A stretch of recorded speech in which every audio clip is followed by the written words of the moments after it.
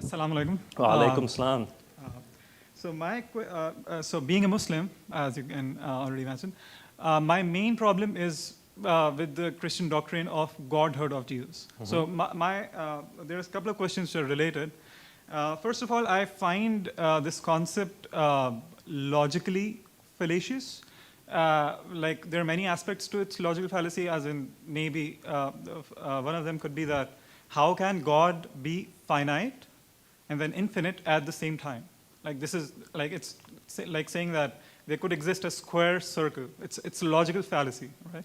So when we say that Jesus was God or Son of God, we are actually saying that God existed in finitude during the life of Jesus, and He also is infinite at the same time. This is logically fallacious. Now, because you are you're coming from a historical standpoint. Did you want me to respond to that, or are you having it's a something relate. else? Like the same question continuing. So, because you're coming at it from a historical standpoint, another thing that adds, like the historical evidence that adds, like that supports this argument, is that the concept of Trinity, the word Trinity itself, it doesn't appear as a theological term till near the end of the 2nd century after Jesus. So it was first used as trias by Theophilus, the bishop of Antioch, in AD 180. So we can, adding up to that, when you refer to Mark chapter 14, verse 62, which is what you say is the proof that Jesus claimed to be God, are you really applying the same criteria of objectivity that you were applying previously to the Quran when interpreting this as meaning that Jesus is claiming himself to be God? Because if you look at it completely objectively, looking at the entire text, there is nothing in the entire text that's saying that Jesus claimed to be God. And in fact, the verse that you yourself quote is actually saying Son of Man. So, I mean, these are great questions. Don't go anywhere. What's your name? Munzir. Munzir, where are you from? I'm from Pakistan. Pakistan. Bahut khushi hui aapse milke. I had the exact same questions when I was when I practiced Islam. What I want to point out is that first and foremost, what we have to see is what Jesus claimed for himself. Now, the secondary stuff that follows, the theological unfolding or unpacking of what he said, we can spend years and years debating what it means. But what did he say about himself? That's the first thing we want to look at.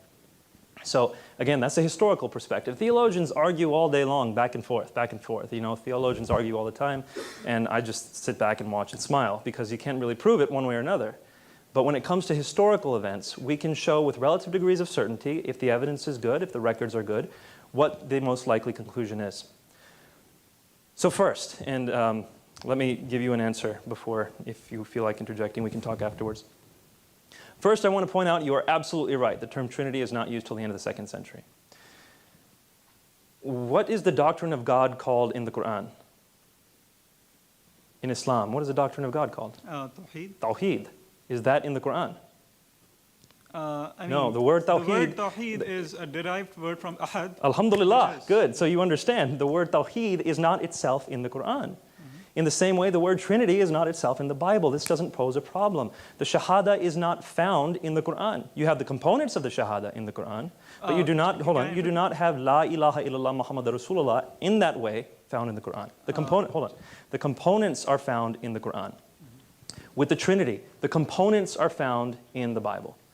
So, the word Tawheed does appear in the Hadith. Oh, that's great, but it's not in the Quran. Narrations of the Prophet. And the Hadith is much later.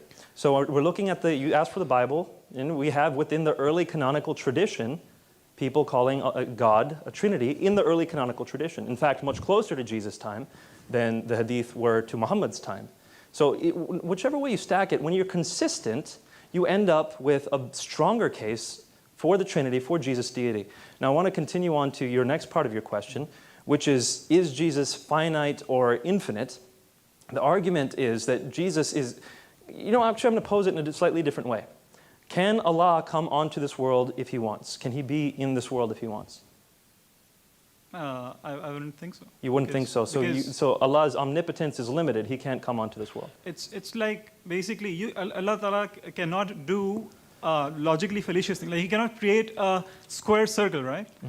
Because that's something logically But fallacious. how do So we there know are that's what certain this things is? that Allah But cannot how do we know that's what this is? Because, for example, in Surah Al-Imran, when Allah is talking to Moses, it says in Surah Al-Imran, I think it's Surah Al-Imran, it might be Surah 18, but double check, that Allah, as He spoke to Moses, Allah was in the bush. Allah was in the bush. So if you want to say that meant something else, well, you're going to have to argue with the Quran on that one. It seems to be pretty clear that Allah can emanate His voice from a physical place. He can be in a physical place in a sense. In the same way, I don't believe that God coming to this earth limits His omnipotence. It's not a limitation of His omnipotence. Jesus has taken on flesh. God the Father is still everywhere. God, Jesus, the Son, is here on this earth. It's a limitation in that sense, but it's not a limitation of His nature. He is both the divine and human nature. That's the argument. Now, I want to talk about briefly, and then we're going to have to go to the next question, but let's talk afterwards for sure. You asked about the Son of Man. You said He's not calling Himself the Son of God. He's calling Himself the Son of Man. I'm emphasizing to you, my friend, when this hit me, again, while I was practicing Islam, when this hit me, it hit me like a bolt of lightning. The claim Son of God, according to Jews at that time, was not anything divine. Adam was called the Son of God. Solomon was called the Son of God. In the Psalms it says, you are gods.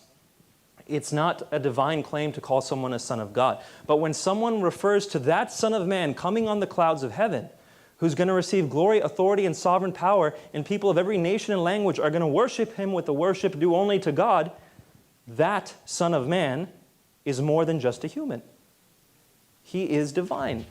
He's going to be worshipped by all people of all time. So when Jesus calls Himself the Son of Man, it's not the Son of God title. And lots of Christians get this wrong, so I'm not pointing the finger at you. Lots of Christians say, oh, Son of Man means He's human, and Son of God means He's God. No, it's the other way around. In the Jewish context, Son of God was a normal human title. Son of Man, from Daniel 7, that was something divine. Go back and read Daniel chapter 7. See that this man is worshipped by all people from all eternity. This man, or one who looks like a human anyway, is worshipped by all people alongside of God the Father. That's the one Jesus is claiming to be. Definitely understand that point that I'm trying to make. And so when you see that Jesus' claim is found there in Mark 14:62, it's found in all the Gospels, and every time Jesus uses the term Son of Man, He's alluding to that. You cannot extract that from the Gospels. So please put Mark 14:62 next to Daniel chapter 7 and see what Jesus is claiming for Himself. And we'll talk afterwards for the rest. Lord bless you, my friend. We'll take one last question.